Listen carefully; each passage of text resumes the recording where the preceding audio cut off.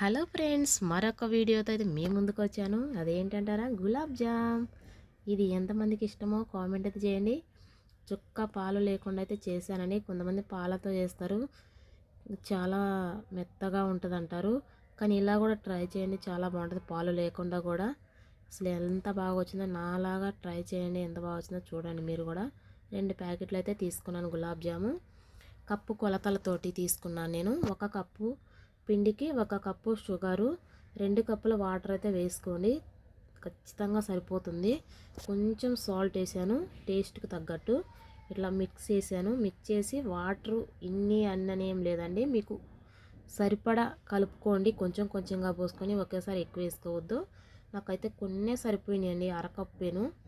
ఇప్పుడైతే కొంచెం నెయ్యి అయితే వేసుకున్నాను. అది మీ ఇష్టం, నెయ్యి అయినా వేసుకోవచ్చు, ఆయిల్ అయినా వేసుకోవచ్చు.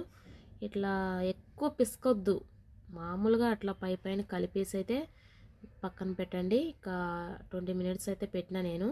ఇంక ఇప్పుడైతే పక్కన పెట్టేసుకొని పాకైతే పట్టుకుందాము. 1 కప్పు షుగర్కి నాకు కప్పున్నర అయింది కదా పిండి, కప్పున్నర షుగర్ వేసుకున్నాను. 4 కప్పులు వాటర్ అయితే వేసుకున్నాను. 4 కప్పులే కదా, 1 కప్పుకి 2 కప్పులు. నేను కొంచెం ఎక్కువ వేసుకున్నాను, ఎందుకంటే నాకు జ్యూస్ అనేది ఎక్కువ కావాలి, అందుకోసమే నేను ఎక్కువ షుగర్ వేసాను, కొంచెం వాటర్ ఎక్కువ వేసాను. అది 1 కప్పుకి 2 కప్పులు అయితే ఖచ్చితంగా సరిపోతుందండి. మీకు వాటర్ తక్కువ వేసుకోవాలంటే తక్కువ కూడా వేసుకోవచ్చు. యాలకుల పౌడర్ కూడా వేసుకున్నానండి. ఇంకా అయిపోయింది, చూసారా. అది పాకం రావసరం లేదు, తీగ పాకం వస్తే చాలు. ఎక్కువ పాకం రావాలని ఏం లేదు, తీగ పాకం తెరిలింది చూసారా, ఇలా తెరలి పాకం వస్తే చాలు. ఇంకా కాసేపు అయితే స్టవ్ ఆపేసి పక్కనైతే పెట్టుకున్నాను. ఈ సైజులో ఉండలు అయితే చేసుకున్నాను, అది మీ ఇష్టం, ఏ సైజు అయినా చేసుకోవచ్చు, పెద్దదైనా చిన్నదైనా. నేను మా బావ అయితే ఉండలు చేస్తున్నాము. ఇంకా ఇప్పుడైతే ఆయిల్ అయితే పెట్టుకున్నాను. పెనం పెట్టుకొని బాండీ పెట్టుకొని వాటర్ అంతా పోయిన తర్వాత ఆయిల్ అయితే వేసుకున్నాను, 1/2 కేజీ. ఇప్పుడు ఆయిల్ హీట్ అయిన తర్వాత, మరీ ఎక్కువ హీట్ అయినప్పుడు వేస్తే ఇవి నల్లగా అయిపోతాయి.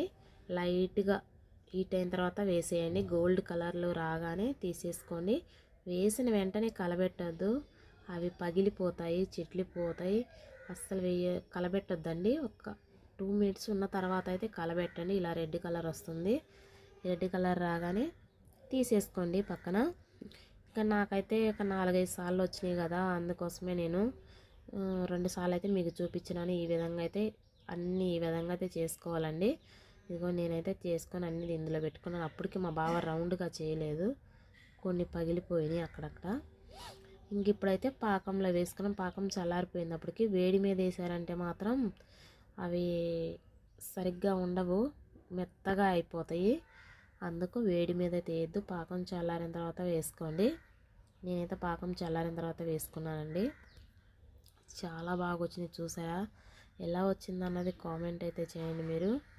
అసలు సూపర్ ఉన్నాయి. పాలతోటి కూడా చేసుకోవచ్చు, ఆ టేస్ట్ వేరేలా ఉంటుంది. నేను ఇంతకుముందు కూడా చేశాను.